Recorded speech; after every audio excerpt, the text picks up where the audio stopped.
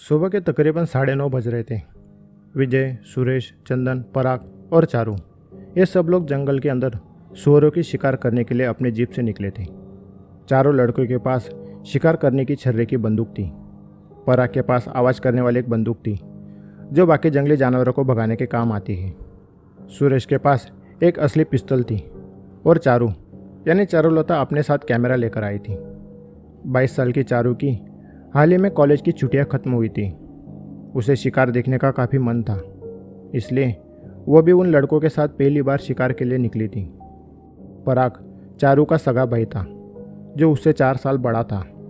विजय उन दोनों का चचेरा बड़ा भाई था और चंदन और सुरेश उनके ही गांव के उनके दोस्त थे।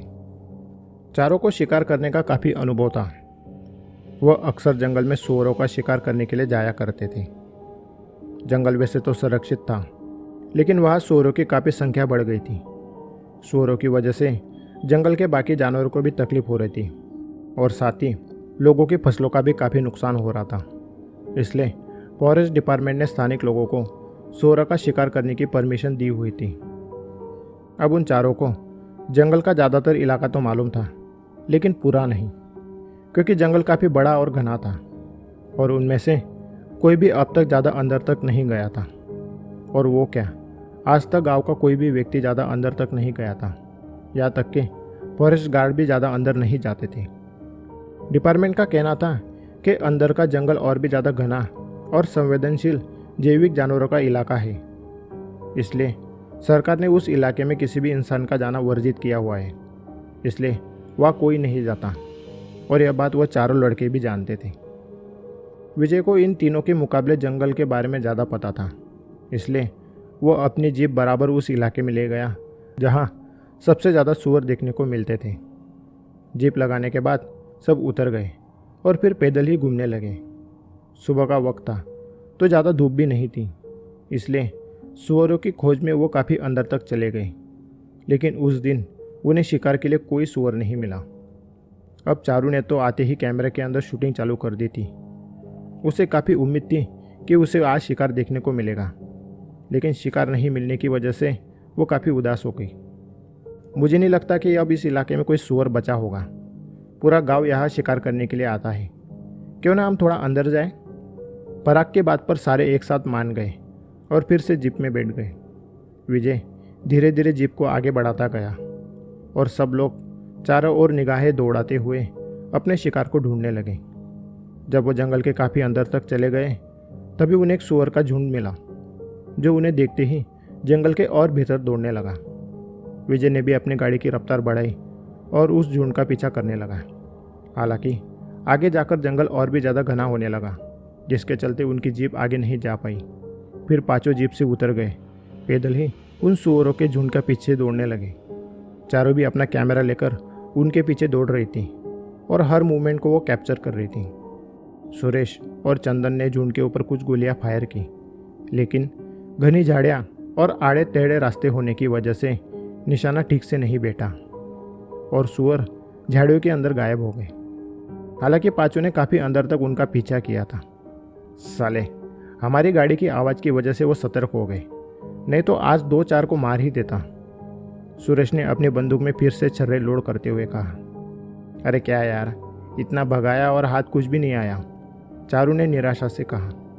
इस पर पराग ने विजय से कहा, भैया मुझे लगता है हमें और थोड़ा अंदर जाना चाहिए, हमें ज़रूर शिकार मिल जाएगा। पराग, हम पहले से ही काफ़ी अंदर आ चुके हैं। हाँ तो मैं वही कह रहा हूँ भैया, वैसे भी हम इतने अंदर आ ही चुके हैं तो और थोड़ा अंदर चलते हैं। हाँ भैया चलो ना, अब इतनी दूर आ ही चुके हैं तो और थोड़ा अंदर चलते हैं, चारू ने भी कहा और फिर सबने मिलकर अंदर जाने का फैसला लिया। उस वक्त सुबह के तकरीबन 11 बज रहे थे, तो उनके पास शिकार को ढूंढने के लिए काफ़ी समय था। सब लोग चारों ओर नज़रें दौड़ाते हुए धीरे धीरे आगे बढ़ रहे थे और फिर सुरेश को एक बड़ा सा सुअर दिखाई दिया। उसने सबको इशारा किया और फिर सब उस बड़े सुअर के पीछे दौड़ने लगे। सुअर काफ़ी बड़ा था, लेकिन उतना ही तेज भी। वो तेज़ी से जंगल में दौड़ने लगा। हालांकि भागते हुए शिकार का शिकार करने में वह चारों माहिर थे। दौड़ते हुए बीच बीच में रुककर वो गोलियां चला रहे थे।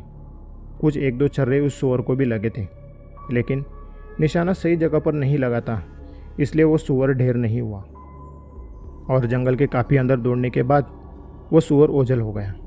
सब हाँफते हुए एक जगह इकट्ठा हो गए। अरे यार, बहुत दौड़ाया उसने और अब कहाँ गया पता भी नहीं। वो यही कहीं छुपा होगा। चारों की बात पर विजय ने कहा, देखो यहाँ काफ़ी घनी झाड़ियाँ हैं, ज़रूर यहाँ पर उसके कई सारे झुंड होंगे। और सब उन घनी और ऊंची झाड़ियों के बीच उन्हें ढूंढने लगे। तभी सुरेश ने कहा, अरे दोस्तों, ये देखो, ये क्या है? सुरेश ने एक ऊंची झाड़ी की ओर इशारा करते हुए कहा। सब लोग उसके पास आ गए।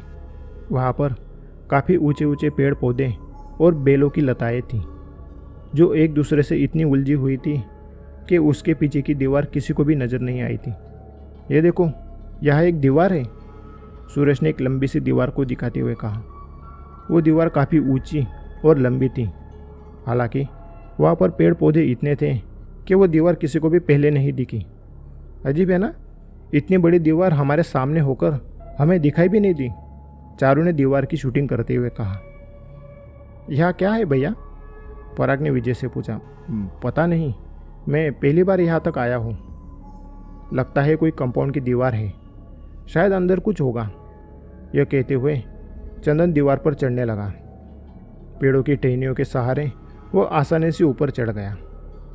उसने दीवार पर खड़े होकर अंदर झांकते हुए कहा, दोस्तों, यह तो कोई बंद पड़ी फैक्ट्री लगती है। देखो ना, कई सारी मशीनरी और गाड़ियाँ पड़ी हुई हैं। चंदन की बात को सुन सब एक एक कर दीवार के ऊपर चढ़ गए और आखिर में चारों भी चढ़ गए। दीवार काफ़ी ऊंची थी, लगभग 17-18 फीट ऊंची, और दीवार के उस पार कई सारी जंग लगी गाड़ियाँ, कुछ मशीनरी पड़ी हुई थी। उस दीवार ने उस मैदान को चारों ओर से घेर रखा था। जितनी झाड़ियाँ बाहर थी उतनी ही अंदर भी। लग रहा था कि वहाँ जो कुछ भी था वो कम से कम 15-20 सालों से बंद हो। चंदन और सुरेश उत्सुकतावश दीवार के उस पार उतर गए। जिस तरह से चढ़ने की जगह थी वैसे ही उतरने की भी जगह थी, और उन दोनों को उतरता देख विजय, पराग और चारू भी उतर गए। अंदर कई सारी गाड़ियाँ खड़ी थी, जिनके टायर पूरी तरह से पिचक कर जमीन में धंस चुके थे। पूरी बॉडी पर जंग लग चुका था और लगभग सारी गाड़ियाँ सड़ चुकी थी, जिसमें से ज़्यादातर एम्बुलेंस ही थी। कुछ जगहों पर बड़े बड़े जनरेटर रखे हुए थे, जो पूरी तरह से कबाड़ बन चुके थे, और थोड़ी थोड़ी दूरी पर छोटे छोटे कमरे थे, जिनके अंदर बंद पड़े कंप्यूटर थे। क्या है भाई, ये लोग तो अपना सामान वैसा का वैसा छोड़कर ही भाग लिए, चंदन ने कहा। मुझे तो ये कोई फैक्ट्री लगती है। मुझे नहीं लगता कि ये कोई फैक्ट्री होगी। फैक्ट्री में भला इतनी सारी एम्बुलेंस का क्या काम? चारू ने कैमरे को चारों ओर घुमाते हुए कहा। वह सब लोग अपने शिकार के बारे में भूल चुके थे और यहाँ छानबीन करने में मशगूल हो गए थे। तभी पराग को एक बड़ा सा लोहे का दरवाज़ा मिला। अरे ये देखो, शायद अंदर जाने का कोई दरवाज़ा है। वह दरवाज़ा काफ़ी बड़ा और मजबूत था, और उसकी कुंडी लगी हुई थी, जो जंग के कारण जाम हो गई थी। चारों लड़के उस दरवाजे के पास पहुंच गए और सबने जोर लगाकर उस कुंडी को खोल दिया। अंदर का कमरा काफ़ी सालों से बंद था, जिस वजह से उसे खोलते ही उमस भरी बदबू बाहर निकली। अंदर काफ़ी अंधेरा था, और उस अंधेरे में देखने के लिए सबने अपने अपने मोबाइल की टॉर्च शुरू की। वहाँ पर नीचे जाने की कुछ सीढ़ियाँ थी, और फिर उसके आगे एक और दरवाज़ा था। सुरेश और चंदन आगे जाने लगे। संभल कर, आगे सांप बिच्छू भी हो सकते हैं, विजय ने कहा, और वो भी उनके पीछे चलने लगा। पराग और चारों भी उनके पीछे चलने लगे। अंदर पूरा अंधेरा था। मोबाइल की टॉर्च के अलावा वहाँ और कोई रोशनी नहीं थी। सीढ़ियाँ उतरते हुए वो एक और दरवाजे तक पहुँच गए। वो एक लोहे का बाहर जितना ही बड़ा दरवाज़ा था, और उस दरवाजे को एक बड़ा सा ताला लगा था। हालांकि जंग के कारण वो काफ़ी ख़राब हो चुका था, जिसे चंदन ने अपने बंदूक की पिछली मुठ से ही तोड़ दिया। ताला टूटने की जोर की आवाज़ वहाँ गूंजने लगी, और फिर उसने दरवाजे को खोला, और जैसे ही उन्होंने उस दरवाजे को खोला, पहले वाला दरवाज़ा बंद हो गया। यह क्या सिस्टम है भाई?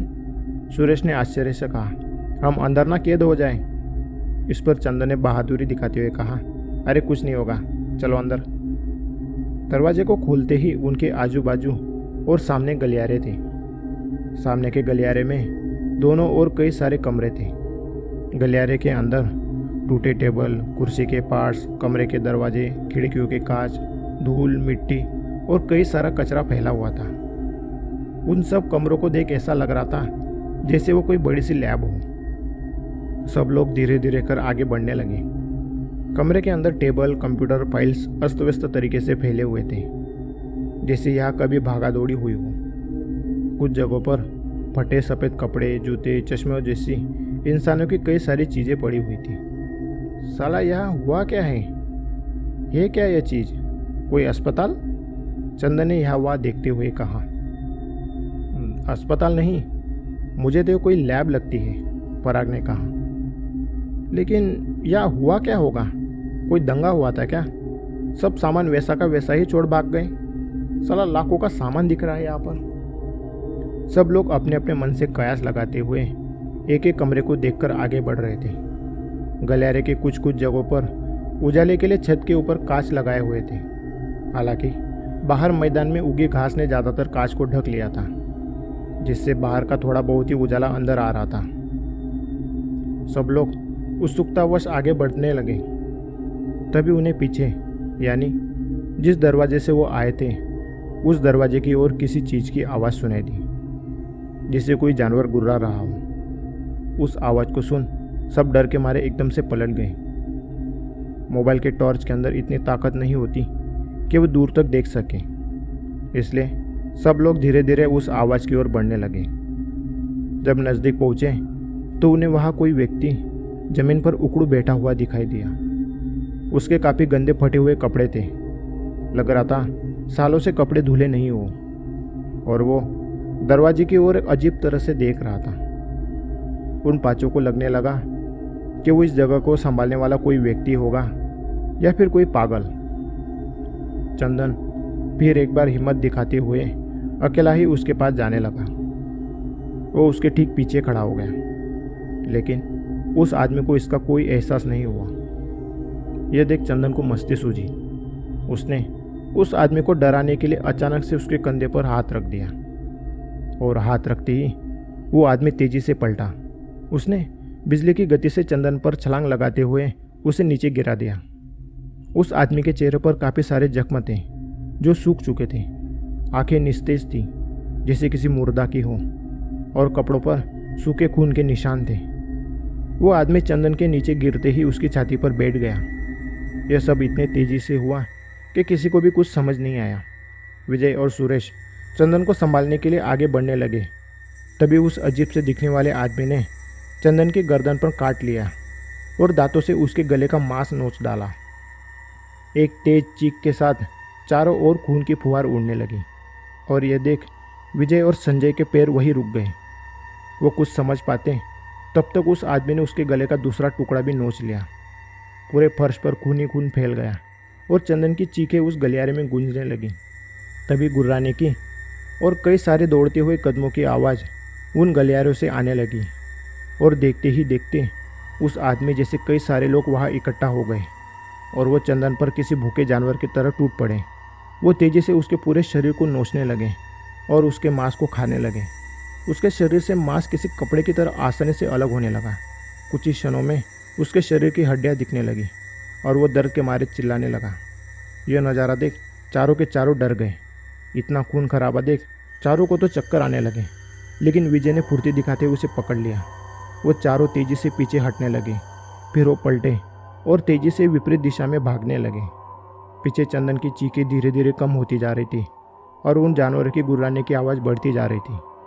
विजय जल्द से जल्द कोई सुरक्षित जगह को ढूंढने लगा, लेकिन वहाँ जितने भी कमरे थे उन सब के दरवाजे या फिर खिड़कियाँ टूटी हुई थी। तभी उन्हें उनके पीछे किसी के दौड़ते हुए आने की आवाज़ सुनाई दी। उन्होंने पीछे मुड़कर देखा तो उन लोगों में से किसी एक ने उन्हें देख लिया था, और वो उनका पीछा कर रहा था।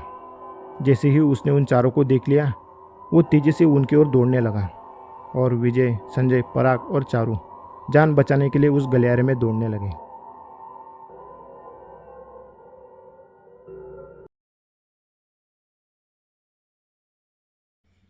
दोस्तों, मैं आपसे एक ज़रूरी बात कहना चाहता हूँ।